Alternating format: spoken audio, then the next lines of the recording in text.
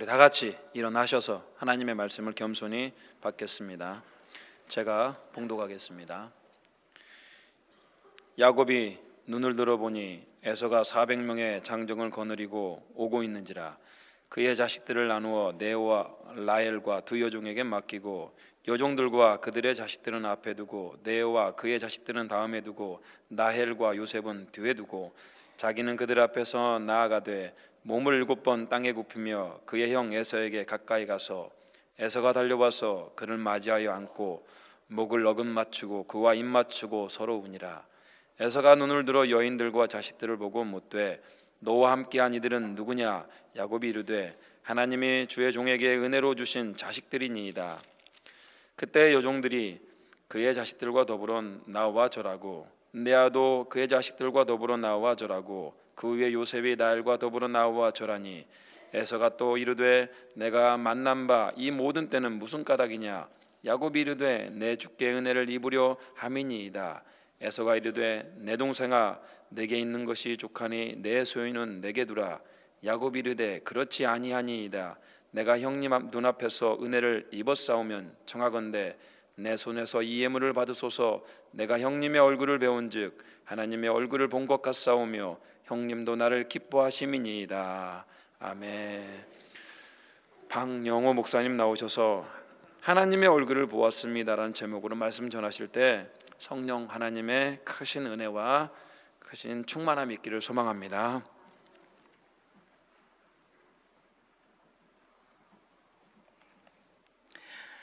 할렐루야. 예배하는 이 자리에 우리 주님 함께 계신 줄 믿습니다. 우리 한 사람 한 사람 또 우리 공동체에게 필요한 말씀 주실 줄 믿습니다. 성가대 귀한 찬양 감사합니다. 찬양하신 대로 살 수 있는 은혜가 있기를 주님의 이름으로 축복합니다.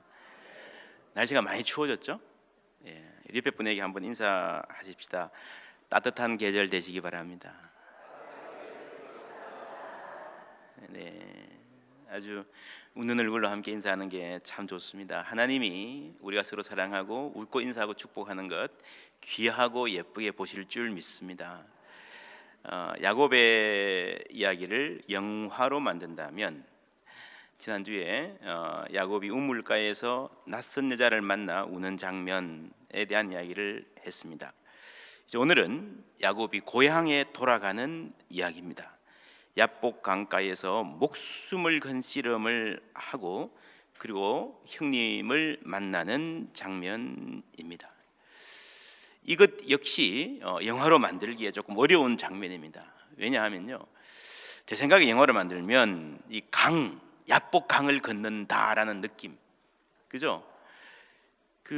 지금 야곱의 눈앞에 놓인 아주 어려운 상황, 지금까지 인생의 모든 문제들을 어떻게 헤쳐왔는데, 인내와 성실로 때로는 기지와 순발력으로 돌파해 왔는데, 그래서 결혼도 하고 이제 겨우겨우 재산 좀 모아가지고 이제 고향으로 돌아가는 그 길목에 와 보니까 막상 죽을지도 모르겠다, 내일이 내 인생의 끝이 될지도 모르겠다는 위기가 있거든요. 그 엄청난 위기 앞에서 이 야복 강이라고 하는 거는요, 내가 건너기 힘든 인생의 강, 그렇죠? 물결이 세차고 험한 강을 상징한다고 하는 그런 느낌이 있습니다. 그런데요, 실제로 여러분 성지 가서 찍은 사진들 보면요, 야복강이 어느 만큼 되는지 아세요? 강이라고 말하기도 부끄러울 정도입니다. 이 또랑밖에 안 되는 그 앞에서 야곱이 그런 거예요. 물론 옛날에는 지금보다 수량이 조금 달랐고 많았을 수도 있겠지만 어쨌거나 그냥 이런 다리 건너서 이렇게 무릎에 무릎 이렇게 걷어서 건널 수 있는 그런 강입니다. 제가 이 장면, 그 또랑 앞에서 고민하는 야곱의 기도 장면을 상상하고 묵상하면서 참 재미있는 생각이 들었습니다. 어쩌면 이게 우리 인생하고 비슷하지 않는가. 다른 사람이 보면 별게 아니에요. 내 인생의 문제가, 내가 고민하고 열등감에 빠지고 고통스러워하는 내 인생의 문제가 다른 사람이 보면 별것 아닌데 나한테는 그게 힘들다는 거예요. 그게 우리가 인생에서 경험하는 야복강이 아닌가, 그렇게 생각을 해 봅니다. 이제 야곱은요, 도망 나올 때는 20년 전에 도망 나올 때는 어떻게 형의 얼굴을 피해서 목숨을 건졌지만 고향에 돌아가야 되니까 왔는데, 이게 막상 현실로 닥치니까 고향 땅에 발을 딛자 말자 내가 죽을지도 모르겠다, 그런 두려움에 사로잡힙니다. 여기서 기도를 하는데 예전의 기도 생각을 아마 했을 것 같습니다. 창세기 28장에 보면요, 슬라이드 부탁합니다. 창세기 28장에 보면요, 야곱이 베델에서 아버지 집을 떠나면서 돌베개 베고 자다가 하나님 만나고 드린 기도가 있습니다. 야곱이 소나에 이르되 하나님이 나와 함께 계셔서 내가 가는 이 길에서 나를 지키시고 먹을 떡과 입을 옷을 주시어 내가 뭐라고요? 평안히. 이게 기도의 핵심이에요. 평안히. 샬롬 가운데, 이런 말입니다. 아버지 집으로 돌아가게 하시오면 여호와께서 나의 하나님이 되실 것이요, 나로 하여금 평안히 샬롬 가운데에 아버지 집에 돌아가게 해 주십시오. 이게 기도였어요. 여러분, 이 기도가 쉬워요, 어려워요? 평안히 샬롬 가운데. 이 평안한 게 뭐죠? 샬롬이 뭐죠? 어떤 영어 성경에는 safely, 안전하게 돌아가게 해달라, 이렇게 번역한 데도 있습니다. 우리가 평안하다 그럴 때 주로 배부르고 등 따시면 그게 평안하다 그러잖아요, 그죠? 혹은 집을 떠났는데 그냥 몸성이 돌아오는 것, 안전하게, 그죠? 그게 평안히 돌아가는 것일 수도 있겠습니다. 어떤 사람은 나를 보호할 수 있는 힘, 뭐 돈도 좀 벌고 그래야 평안하다라고 생각할 수 있을지도 모릅니다. 그런데요, 이런 기도라는 게 참 이상한 게, 우리가 기도를 할 때, 하나님께 뭔가를 구할 때에 기도를 하면서도 내가 구하는 그것의 진짜 의미를 모를 때가 있어요. 예수님이 그런 말씀하셨습니다. 너희는 너희가 구하는 것을 알지 못하는도다. 너희는 너희가 구하는 것을 알지 못하는도다. 여러분 생각해 보세요. 우리가 복 달라 그러는데요, 사실은 뭐가 복인지 잘 몰라요. 잘 산다, 좀 잘 살았으면 좋겠다 그랬는데, 이런 우리가 뭐가 잘 사는 건지 잘 몰라요. 여러분, 우리는 눈이 어두운 사람들입니다. 이 형제의 갈등, 이 집안의 엄청난 고통이 사실은 이 아들들보다 아버지 이삭의 책임이 큽니다. 아버지 이삭이 이 가정을 향한 하나님의 뜻을 잘 헤아리고 이 철없는 아들이 난동 부리지 않도록 안전 운행했어야 되는데요, 아버지가 운전 미숙이에요. 아버지 책임이 없어요. 창세기 27장 1절 2절 보면 이런 말이 나옵니다. 이삭이 나이가 많아 뭐가 어두워? 눈이 어두워 잘 보지 못하더니. 아마 성경이 여기서 그냥 육체의 눈뿐만 아니라 영적인 통찰력이 없다 하는 말을 같이 하고 싶어 하는 것 같습니다. 맏아들 에서를 불러 이르되 내 아들아 하매 그가 이르되 내가 여기 있나이다 하니 이삭이 이르되 내가 이제 늙어 어느 날 죽을는지 알지 못하니. 여기 서둘러서, 사실은요 야곱과 에서 또 리브가 전부 다가 이삭도 마찬가지로 영적으로 중심을 잡고 자녀를 축복해서 신앙을 성계할 준비가 아직 안 됐습니다. 그렇죠? 그런데도 이렇게 서둘러서 금방 죽을 것처럼 이렇게 축복을 해야 되겠다라고 하는 거는요, 불안해서 그런 거거든요. 여러분 성경을 가만히 보시면요, 이렇게 하고도 이삭은 수십 년을 더 삽니다. 웃기지 않습니까? 수십 년을 더 살 사람이 언제 죽을지 모르니까 서둘러서 뭘 해야 되겠다 그러다가 사고를 치는 거예요. 집안을 풍비박산을 내는 겁니다. 이 불안, 왜요? 하나님의 뜻을 몰라서 그렇습니다. 그게 바로 영의 눈이 어두운 까닭입니다. 이삭만 그렇습니까? 리브가도 그렇습니다. 꾀를 써서 어떻게 자기가 사랑하는 아들, 편애하는 아들을 잘 해주려고 하지만요, 그것이 아들을 죽을 고생길로 몰아가고요, 자기도 사랑하는 아들 못 봅니다. 이게 마지막이에요. 그래서 말할 것도 없습니다. 팥죽 한 그릇에 장자의 명분을 팔 정도로 눈이 어두운 사람이었습니다. 바로 후회합니다. 야곱 한 치 앞을 내다보지 못합니다. 아버지 앞에 머리 뒤밀고 축복을 받으면 뭔가 금방 인생이 쫙 펼칠 줄 알았는데, 그 순간에 대박 날 줄 알았는데 그 순간에 쪽박 차는 거예요. 목숨을 구하기 위해서 도망가고요, 빈털터리로 수십 년을 고생해야 됩니다. 그럴 줄 알았을까요? 몰랐어요. 인생이 그렇습니다. 잘 살아보겠다고 무리까지 해서 형까지 속여가면서 감행한 모험이 정말 자기를 고생으로 몰아가는 거예요. 문제는 뭔가 하면요, 우리가 잘 살기를 원하지만 뭐가 잘 사는 건지 모른다는 겁니다. 웰빙 말을 하지만 정말로 그 존재가 웰하는, being 자체가 그 안은 모른다는 겁니다. 몇 달 전에 서울신문에서 한 두세 달 됐나요? 아주 충격적인 통계가 나왔습니다. 2,000명의 기혼자들을 대상으로 설문조사한 적이 있습니다. 배우자를 속이고 바람 피워 본 적이 있습니까? 몇 퍼센트가 yes 했을 것 같아요? 무려 24%입니다. 더 놀라운 거는요, 월 소득 700만 원 이상의 계층을 따로 조사를 해보면 51.6%가 간통 경험이 있다는 거예요. 여러분, 잘 사는 게 뭐예요? 우리는 월급이 많고 쌓아둔 재산이 많고 아파트 몇 채 있으면 잘 산다 그러는 건데요, 여러분, 그거는 돈이 많은 거지 잘 사는 거 아닙니다. 100%는 아니지만 여러 통계가 증명합니다. 돈이 많을수록 사람들이 못 살더라, 더 불행하게 살더라, 그 사는 꼴이 더 형편없더라. 여러분, 우리는 열심히 사는데요, 정말 어떻게 살아야 될지, 무엇을 위해서 살아야 될지 모르고 눈먼 채 여기까지 왔는지도 모릅니다. 야복 강가에서 야곱이 씨름합니다. 밤새워서 끙끙거리고 목숨을 걸고 씨름합니다.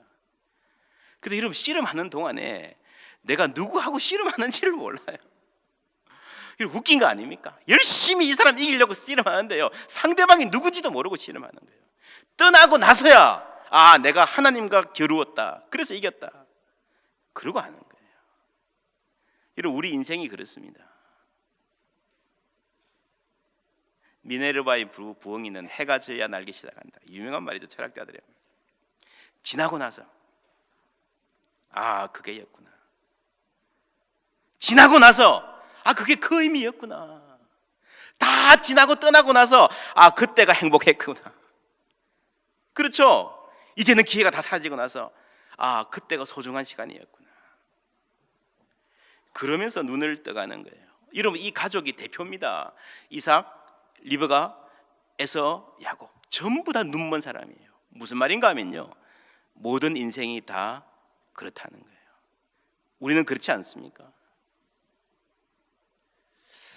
우리 인생이 전부 다 눈이 어두운 혹은 눈먼 사람이었다는 것은요, 가장 중요한 증거는 주님께서 제시하셨습니다. 남의 눈에 티는 볼 줄 알면서 자기 눈에 뭐예요? 들보는 보지 못한다. 눈먼 사람들입니다. 우리는 대부분 다 남의 문제를 잘 봅니다. 남들이 잘못하는 거, 그죠? 어떻게 그렇게 눈에 잘 들어오는지 몰라요. 제가 아는 분이 아주 훌륭한 부부예요. 그런데 그 부인이, 여러분 그런 거 있는 거 아세요? TV 모니터 요원이라는 게 있더라고요. TV 프로그램을 보고 그걸 평가해서 이렇게 써주면 그게 이제 소비자를 대표해서, 그럼 그걸 이제 이게 파트타임 잡으로 일로 하는 분입니다. 그 방송국에서 그걸 듣고 참고해가지고 이제 프로그램을 만들고 하죠. 이분이 그걸 정말 할 자격이 있는 분이에요. 여자분이 남편의 말입니다. 남편의 말로, 우리 와이프는 TV 드라마 보면 기가 막히게 지혜로운 사람이라는 거예요. 주로 가족 이야기 많이 나오잖아요. 시어머니, 동서, 누구만 나오는데, 저거는 누가 잘못한 거야, 저러면 안 돼, 절대 저렇게 이야기하면 안 되지, 절대 아들이 저러면 안 되지, 며느리가 그러면 안 되지, 저건 이해해줘야지. 너무 기가 막히게 정확한 정답을 가족 문제에 대해서 이야기하더라는 거예요. 이 남편의 말이 그래요. 그러면서 자기 문제는 왜 그렇게 모르는지 몰라. 드라마 보면요, 누가 잘못했니 뭐 이렇게 막 이야기하지만 남의 이야기는 기가 막히게 하는데 자기 문제는 모르는 거예요. 여러분, 이게 인생의 아이러니입니다. 그런 채로 노력하고 살아가는 거예요. 야곱이 밤새워 씨름했는데 왜 씨름했습니까? 살아남기 위해서 씨름했거든요. 그러니까 야곱이 이 형을 만나는 그 긴장된 순간을 앞두고 하는 전략은 딱 하나입니다. 생존율을 높이는 거예요. 막 몇 대로 나눠서 보내고 이러잖아요. 뭔가 하면은 여차하면 도망갈 준비를 해야 되는 거예요.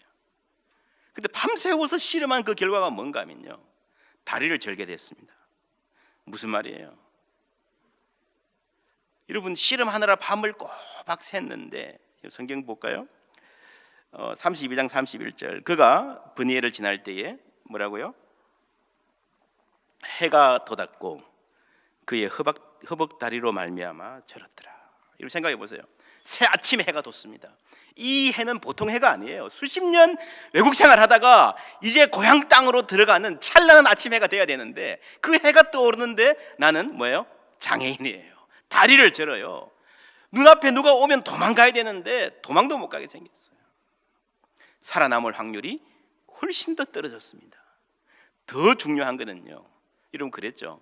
브니엘에서 뭐라고 베들에서 뭐라고 기도했습니까? 내 아버지 집에 평안히 가게 해 주십시오. 기도했죠. 평안히의 가장 기본적인 의미는 인간적인 생각으로는 뭔가 하면요, 몸성이에요. 몸성이. 그렇잖아요. 지금까지 고생은 많이 했지만 어쨌거나 여기까지 왔는데 마지막 날에 장애자가 됐어요. 몸성이 가는 것도 글렀습니다. 그런 상태에서 야곱이 형을 만나는 거예요. 그런데 놀랍게도 형의 눈에서 살기가 느껴지지 않습니다. 동생을 안아줍니다. 서럽게 안고 눈물을 흘립니다. 그러면서 그 형의 체온을 느끼면서 눈물을 받으면서요, 아, 우리가 형제구나. 지금까지는 형을 원수로 생각하고 살았어요. 그런데 그때 얼마나 오랜만인지 모르지만 정말 새삼스럽게 우리가 원수가 아니고 형제구나 하는 것을 알게 되는 겁니다. 그리고 그 형의 얼굴을 보고 자신도 모르게 툭 튀어나온 말이, 내가 형님의 얼굴을 보니 누구의 얼굴을? 하나님의 얼굴을 보는 것 같습니다. 할렐루야. 여기서요, 정말 오랜 인생의 수수께끼가 풀립니다. 야곱이 뭐라 그랬습니까? 평안히 아버지 집에, 샬롬 가운데 아버지 집에. 우리가 생각하는 샬롬은요, 건강하고 장수하고 뭐 돈 많이 벌고 이건데요, 하나님이 원하시는 샬롬은 그게 아닌 거예요. 원수라고 생각했던 사람이 하나가 되고 사랑할 수 있고 화해하는 그것이 하나님이 원하시는 샬롬인 줄 믿습니다. 그러니까요, 야곱이 베델에서 기도할 때에 샬롬 가운데 돌아가기 원합니다 했지만 그 내용이 무엇인지 모르는 거예요. 무엇인지. 신앙이 그겁니다. 복 받는 거 맞습니다. 그런데 뭐가 복인지 뭐가 잘 사는지 모르는 우리가 하나하나 배워가는 것, 정말 인생에 소중한 게 이거구나. 무엇을 내가 위해서 살아야 되고 무엇을 기도해야 되겠구나 알아가는 게 복이에요. 그게 신앙입니다. 어느 집에 예수 안 믿는 남편이 있었습니다. 부인은 교회 잘 나갑니다. 갈등이 많아요. 남편이 아내에게 불만이 많아요. 그런데 언제부턴가 교회 갔다 오더니 이 부인이 남편한테 굉장히 잘해주는 거예요. 싹싹하게, 불평도 안 하고. 여보 왜 그래? 지난 주일 목사님 설교 말씀 듣고 은혜를 많이 받아서 그대로 실천하기로 했다 그래요.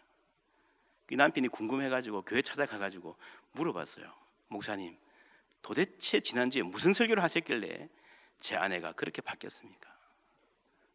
원수를 사랑하라.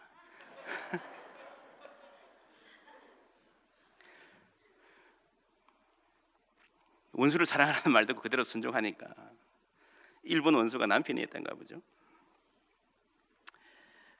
사람이 그렇습니다. 성경에서 왜 원수를 사랑하라 그러는가 하면요, 잘 들으세요. 여러분, 왜 원수를 사랑하라 그러는가 하면은 원수를 사랑할 마음이 없으면요, 우리는 세상에서 단 한 사람도 사랑할 수 없습니다. 왜요? 인간은 본래 다 죄인이고 이기적이고 찌르는 가시와 못난 모습이 있어서 가장 가까운 사람들이 언제든지 원수가 될 수 있습니다. 여러분, 직장 생활 해보세요. 많은 사람들이 그래요. 야, 저 둘이 그렇게 친하고 죽고 못 살더니 언제부터 저렇게 됐냐 그러잖아요. 너무 많아요. 본래 그게 인생이에요. 결혼할 때 많은 사람이 그럽니다. 결혼할 때는 너 없으면 못 살아. 좀 지나면 너 때문에 못 살아 그런데요. 성경에도요, 형제 간에 원수되는 이야기가 그렇게 많이 나와요. 가인과 아벨이 원수죠. 이삭과 이스마엘이 그랬죠. 에서와 야곱이 그랬죠. 모든 부분이 다 그렇습니다. 나라와 나라도 마찬가지예요. 한국 사람들이 가장 싫어하는 나라가 어느 나라예요?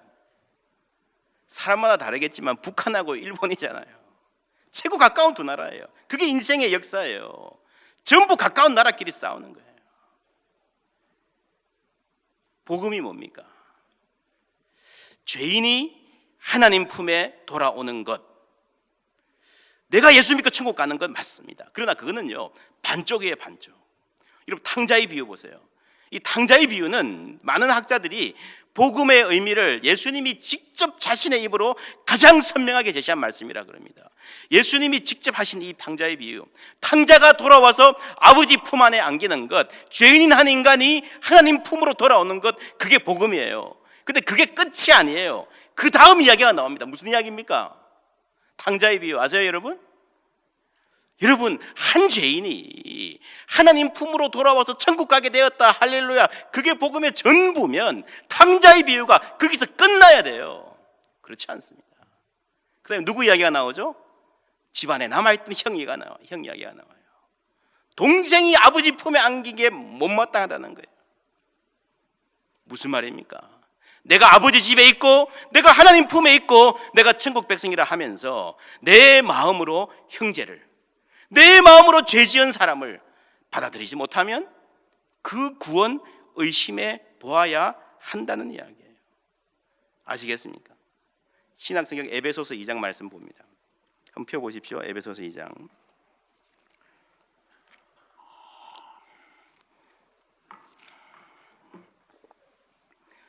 신약 311면입니다. 2장 8절 말씀, 신약 311면 성경 찾아주신 분 다 같이 읽겠습니다. 시작. 너희는 그 은혜에 의하여 믿음으로 말미암아 구원을 받았으니 이것은 너희에게서 난 것이 아니요 하나님의 선물이라. 아멘. 우리가 뭐로요? 하나님의 은혜에 의하여 믿음으로 구원을 받았습니다. 이게 복음의 첫 부분입니다. 첫 부분. 이게 뭔가 하면은 탕자가 아버지 품에 돌아와서 안기는 구원의 이야기예요. 구원의 이야기가 여기서 끝나지 않습니다. 뒷부분이 있어요. 뭐예요? 13절. 이제는 전에 멀리 있던 너희가 그리스도 예수 안에서 그리스도의 피로 가까워졌느니라. 그는 우리의 화평이시라. 둘로 하나를 만드사 원수된 것 곧 중간에 막힌 담을 자기 육체로 h으시고, 16절. 또 십자가로 이 둘을 한 몸으로 하나님과 화목하게 하심이라. 원수된 것을 십자가로 소멸하시고. 뭡니까? 십자가 의미가 두 개예요. 하나님과 우리를 화목하게 하는 거고요, 사람끼리 원수된 것을 소멸하여서 하나로 만드셔서 한 몸으로 하나님 섬기게 하시는 것, 그것이 함께 온전히 합해야 온전한 복음이라는 말입니다. 여러분, 이거를 모르면 우리가 성경을 제대로 이해할 수가 없습니다. 예를 들면 선한 사마리아인 이야기 아시죠? 여러분, 예수님이 선한 사마리아인 이야기를 하신 본래 진짜 이유가 뭘까요? 착한 일 하라? 남들 잘 도와주는 사람이 되라? 맞습니다. 그러나 여러분, 거기에는요 그 이상의 메시지가 있습니다. 누가 내 이웃인가 그러셨잖아요.